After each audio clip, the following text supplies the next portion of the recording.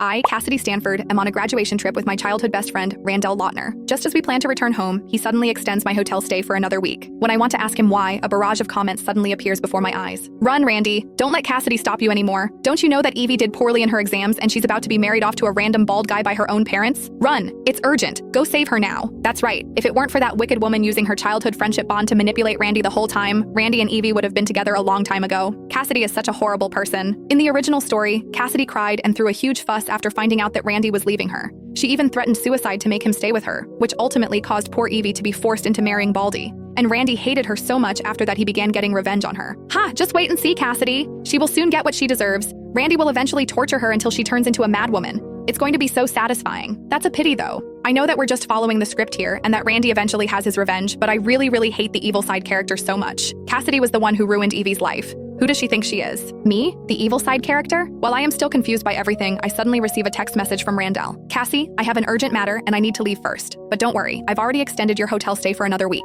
Behave yourself and don't kick up a fuss with me. What? I had just put my phone away when I suddenly saw that more comments were pouring into the comments section. Oh, I'm so mad! Cassidy is going to chase after him in a cab, but Randy only just left the place, and Cassidy is going to start throwing a fit as soon as she reaches the airport, and he's going to cave into her demands and stay for her sake. But it's precisely this decision of his that will thoroughly destroy the rest of poor Evie's life. It's okay, it's fine. This is just a typical romance novel with a love triangle. If Randy hadn't failed to rush back in time, or if he hadn't been separated from Evie, causing her to get married off to someone else, the later parts where he studied hard for Evie and finally crushed Cassidy under his feet wouldn't happen. I know it's like that, but still, Cassidy is being too ruthless. Who does she think she is? Why is Evie's life ruined forever because of her? I'm so upset I'm going to cry. Yes, I know that Cassidy is simply awful, but let's not jump the gun here and just follow along with the plot, all right? I read the comments flooding in for a while and finally understood that I was somehow inside a story where there was a love triangle between me, Randall Lautner, and his first love, Evelyn Winters.